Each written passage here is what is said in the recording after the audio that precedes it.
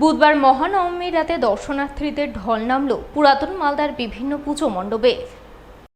দর্শনার্থীরা উত্তর থেকে দক্ষিণ, পূর্ব থেকে পশ্চিম সর্বত্রই ঘুরে ঘুরে প্রতিমা দর্শন করেন, চুটিয়ে উপভোগ করেন সুসজ্জিত মণ্ডপ সজ্জা ও সুদৃশ্য আলোকমালার চোখ ধাঁধানো রূপ।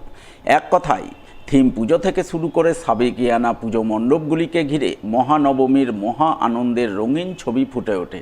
মহানবমীর রাতে উৎসব আমেজের রঙিন ছবি ধরা পড়ে হবিবপুর ব্লকেও। হবিবপুরের বুলবুলচণ্ডী এবং আইহ এলাকার একাধিক পুজো মণ্ডপে দর্শনার্থীদের ঢল নামে।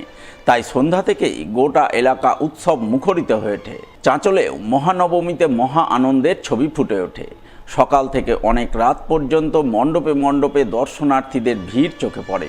কোথাও সুসজ্জিত মণ্ডপ সজ্জা, আবার কোথাও অপরূপ দেবী প্রতিমা দর্শনার্থীদের নজর কাড়ে। বুধবার মহানবমীর মহাপূজা গভীর ভক্তিনিষ্ঠা সহকারে মহা ধুমধামে অনুষ্ঠিত হল মালদা শহরের শরৎপল্লী সার্বজনীন মহিলা পরিচালিত দুর্গোৎসব কমিটির পুজোয়। মহানবমীর মহাপুজোকে কেন্দ্র করে নজর এলো মহাযজ্ঞের আয়োজন। মহাযজ্ঞে সামিল হয়ে বাংলার সমস্ত অসুরূপী অশুভ শক্তির বিনাশের প্রার্থনা করলেন শরৎপল্লী মহিলা পরিচালিত সার্বজনীন দুর্গোৎসব কমিটির অন্যতম উপদেষ্টা তথা ইংরেজবাজার পৌরসভা স্ট্যান্ডিং কমিটির সদস্য আশিস কুণ্ডু।